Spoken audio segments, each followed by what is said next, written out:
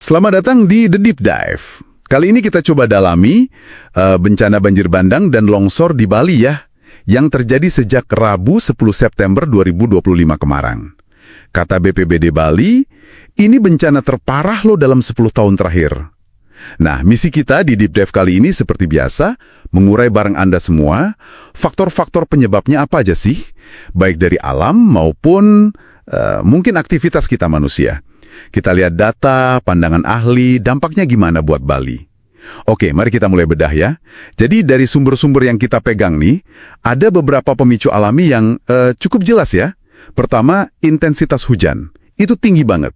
BWS Bali Penida catat sampai 245,5 mm per hari, tanggal 8 sampai 9 September itu. Jauh di atas normal.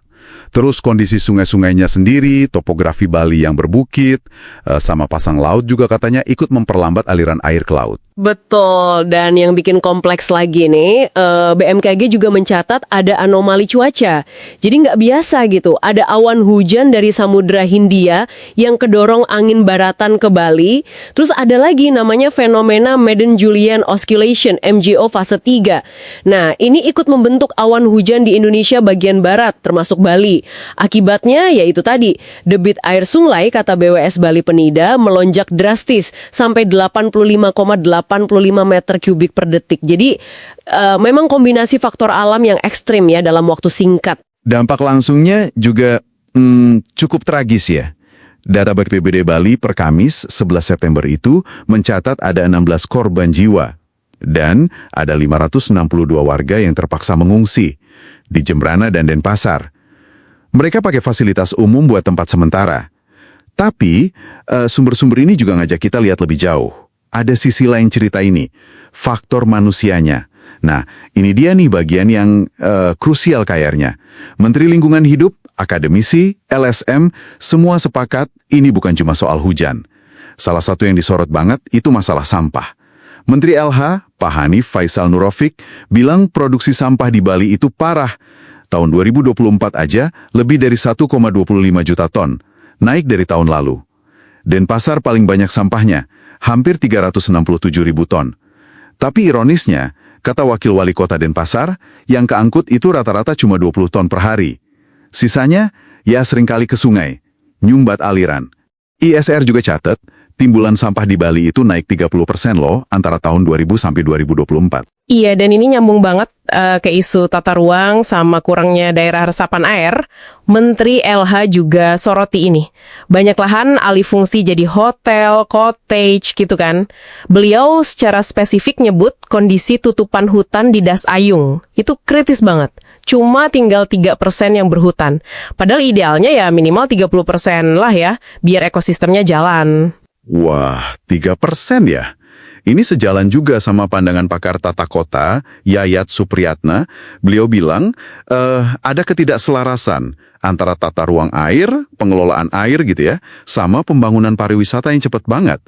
Akibatnya, area resapan, RTH, bahkan sawah, banyak yang hilang jadi bangunan. Terus, drainase yang ada ya jelas nggak siap nampung hujan se-ekstrim kemarin. Makanya penting banget evaluasi tata ruang, seperti kata Pak Yaya tadi. Pak Nirwono Joga dari Pusat Studi Perkotaan malah lebih tegas lagi. Perlu audit tata ruang dan semua izin bangunan. Kasih sanksi tegas kalau ada pelanggaran. Harus selektif banget kasih izin ke depan. Kalau nggak sesuai tata ruang, ya jangan dibangun. Ada lagi faktor penting lainnya, alih fungsi lahan sawah. Terutama dengan sistem subaknya yang khas Bali itu. Data Walhi Bali nunjukin, sawah di kawasan Sarbagita, Denpasar, Badung, Gianyar, Tabanan, itu menyusutnya banyak banget antara 2018-2023. Paling parah di Tabanan, hilang sampai 2.676 hektar. Nah, konsekuensinya ini serius. Bukan cuma soal luasnya yang hilang, tapi fungsi subak itu sendiri. Subak itu kan sistem pintar buat ngatur air, jadi pertahanan alami banjir juga sebetulnya. Profesor Windia dari Udayana pernah bilang, 1 hektar sawah itu bisa nampung sekitar 3.000 ton air loh. Jadi kalau sawahnya hilang, ya kapasitas Bali nampung air hujan juga berkurang drastis. Ini kan jadi pertanyaan ya, gimana menyeimbangkan tradisi sama modernisasi? Walhi Bali kritiknya lebih keras lagi. Mereka bilang implementasi tata ruangnya buruk. Banyak pembangunan, apalagi buat pariwisata, itu nabrak RTWW. Bangun di sempadan sungai, sempadan pantai, bahkan di zona rawan bencana. Terus ada juga kekhawatiran soal proyek-proyek besar ke depan.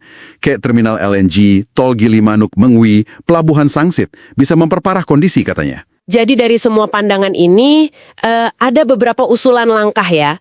Ada yang minta evaluasi dan audit tata ruang. Bahkan Walhi usul moratorium, stop dulu pembangunan sementara.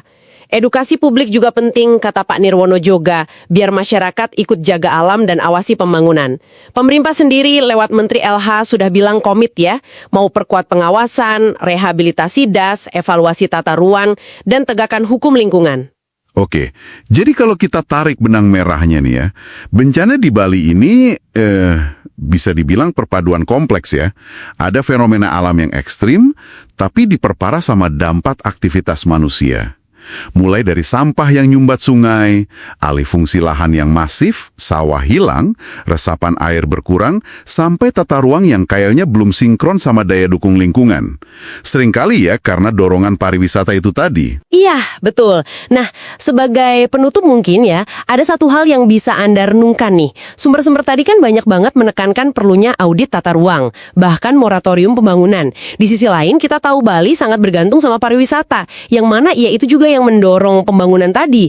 Pertanyaannya, gimana caranya menemukan keseimbangan antara menjaga alam yang notabene aset pariwisata juga, sama tuntutan ekonomi ke depan? Langkah konkret apa yang menurut Anda paling mendesak?